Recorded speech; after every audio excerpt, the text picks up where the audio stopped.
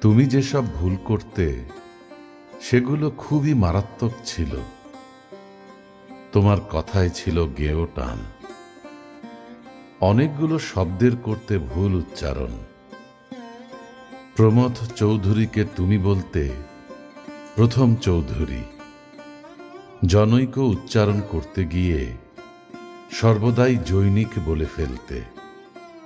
এমনি বহুতর ভয়াবহ ভুলে ভরা ছিল তোমার ব্যক্তিগত অভিধান।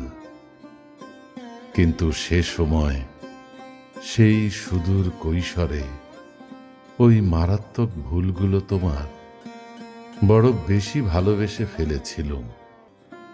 তোমার পরীক্ষার খাতায় সর্বদাই সাধু ও চলতির দূষণীয় মিশ্রণ ঘটাতে। ভাষা ব্যবহারে তুমি বরাবরই খুব অমনোযোগী ছিলে। বেশ হাবাগোবাগোছের লাজুক ও অবনতমুখী মেয়ে ছিলে তুমি। শোকাভিভূত বলতে গিয়ে বলে ফেলতে শোকভূত। তোমার উচ্চারণের ত্রুটি, বাক্যমধ্যস্থিত শব্দের ভুল ব্যবহারে আমি তখন এক ধরনের মজাই পেতুম।